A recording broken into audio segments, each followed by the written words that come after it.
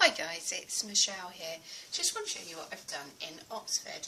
Here I've got a little leather bound journal with 4 signatures, which has got some watercolour paper inside.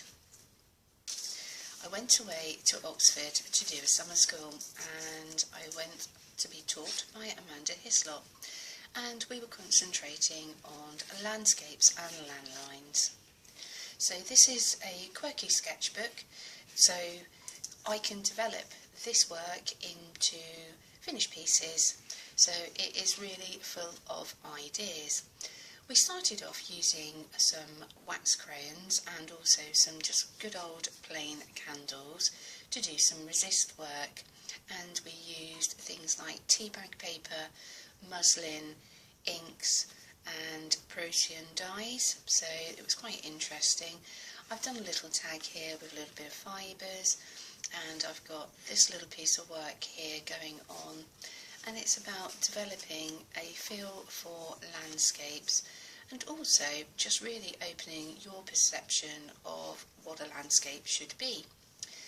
And also in this little sketchbook I've tried to think about how I can fold and put bigger pieces of work in, rather than actually having to do more than one sketchbook. So I discovered that I felt that these looked like fir trees.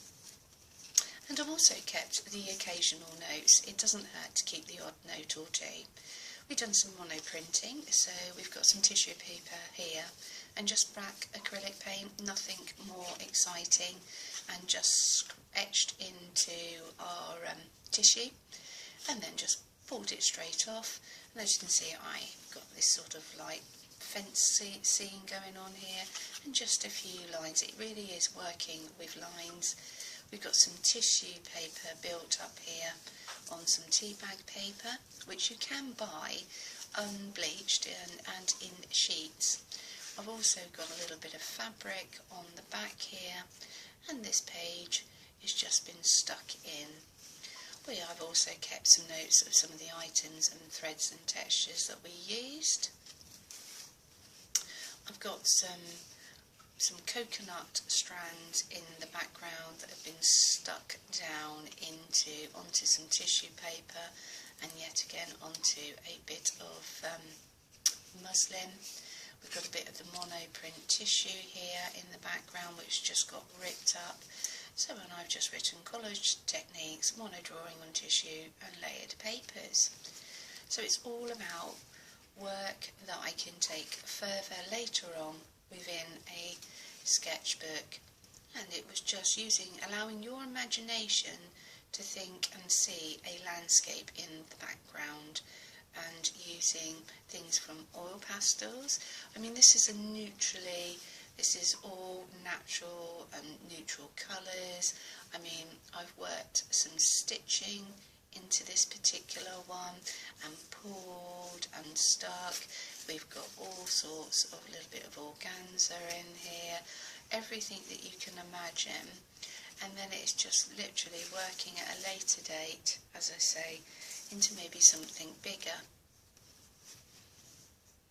Some of the pages here is just reminding you that a sketchbook, here's 2 signatures here, that the work has been glued across the signatures, and that you don't actually have to have this as one individual page of work and this as another individual page of work, that your work can go across 2 pages. Also, if this started off with pure white watercolour paper, I wasn't impressed. I needed something, so I distressed every single page, be it using some of the Prussian dye or just using tea bags. Every time I went for a cup of tea I brought another tea bag back. And also just bear in mind that not every page has to be finished, that you can come back to it at a later date. I just randomly selected my pages to work within. It does help to keep notes. We did get a good selection of notes that we could take away. I mean, this is obviously, some of it I really find inspirational, and other pieces is not as exciting for me, doesn't stimulate me as much, but it is a process. It's a way of looking at things. One sheet of A3 paper can be torn in such a way that you can make many little landscapes. I mean, Amanda, she had done some little 1 inch by 1 inch brooches and just used and saw a little landscape within a small section, and then you got out the sewing machine and zigzagged.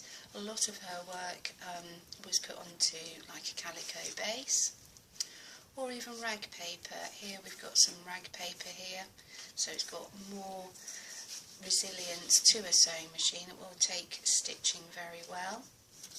This is tea bags, and using a twig just to etch along with the ink. And also I thought about how I'm putting it in, so it's just got a bit of quirkiness going on here.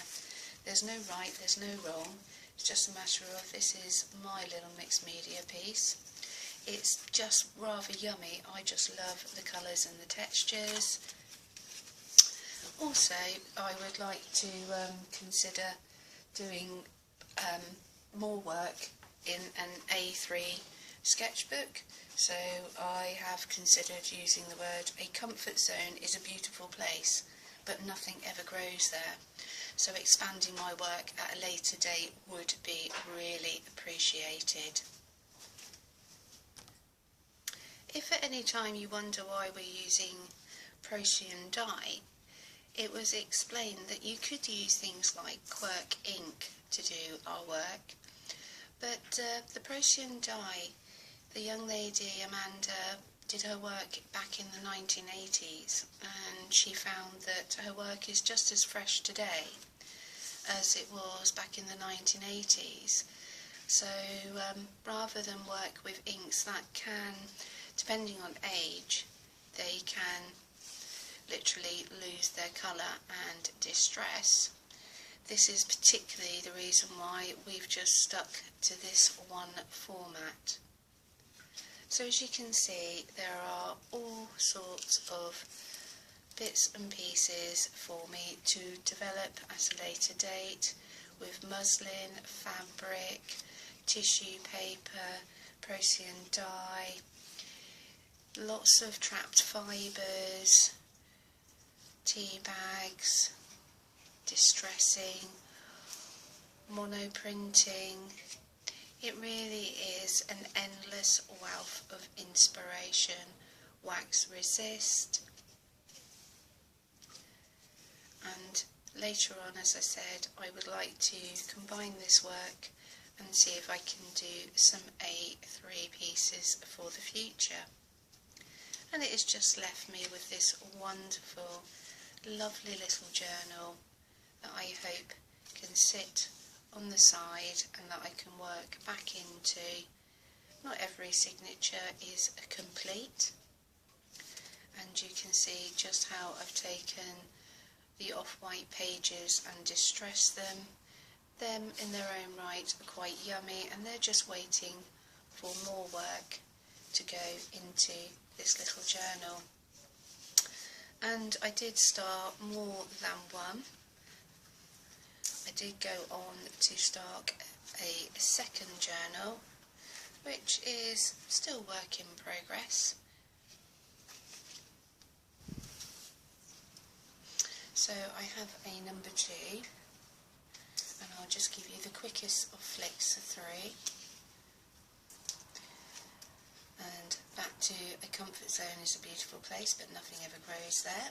So that was my quote of the week. Met some beautiful ladies that I'm going to be keeping in touch with. And as you can see, it was just ways of wrapping fibres round. It's just to give you and me cutting up my pieces of work and then adding all these fibres over the top, and who knows where I will go and expand.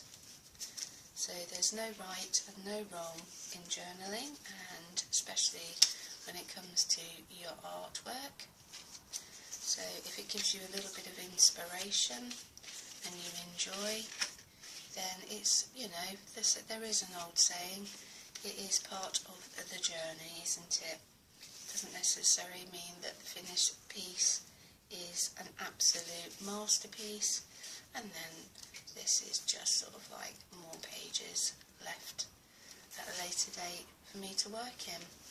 Well, thanks guys, I really appreciate the fact that if you sat through this, it isn't my pretty little mini or my micro journals, but that's just something that I've had the fun of expressing myself and playing around with mixed media products. And I will soon catch up with you on my 500 subby giveaway. Catch up with you soon. Bye bye.